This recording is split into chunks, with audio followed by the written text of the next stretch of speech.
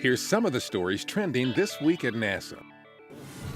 In his testimony before Congress during the first week of March, NASA Administrator Charlie Bolden outlined the return on investment legislators can expect from the $18.5 billion proposed for the agency under President Obama's FY 2016 budget.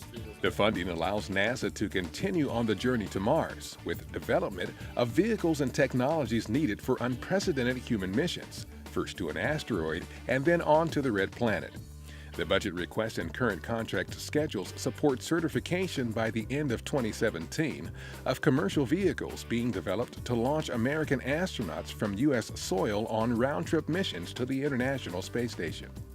It also further enables the agency's quest to improve life on Earth, with technologies for greener, quieter aviation and investigations to enhance the health of our planet's climate. The mission timeline for NASA's Dawn spacecraft has it becoming the first in history to reach a dwarf planet by entering into orbit around Ceres on March 6th.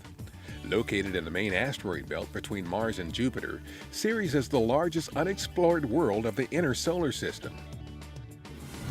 The March 1st spacewalk outside the International Space Station was the last in a series of 3 to prepare for the installation of new docking ports for future use by U.S. spacecraft carrying crews launched from Florida.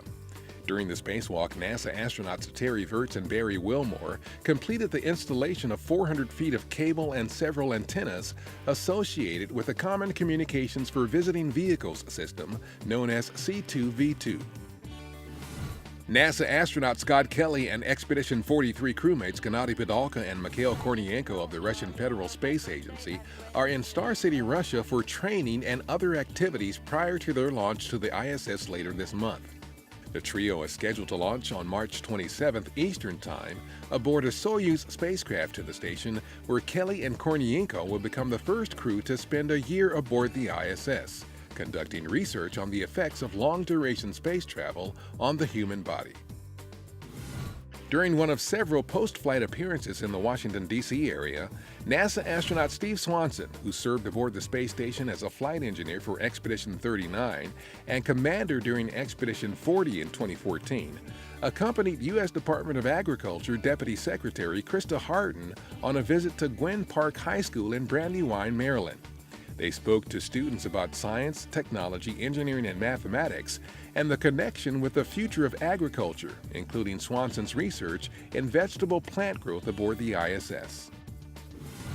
On March 3rd and 4th, NASA's History Office and the Smithsonian National Air and Space Museum co-hosted a public symposium at the museum in Washington to commemorate the establishment 100 years ago of the National Advisory Committee for Aeronautics, or NACA, NASA's predecessor.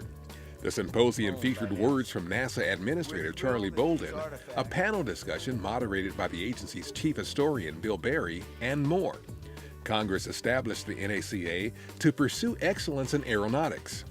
NACA staff, research facilities, and operations formed the core of NASA when it came into existence on October 1st, 1958. And that's what's up this week at NASA. For more on these and other stories, follow us on social media and visit www.nasa.gov/twan.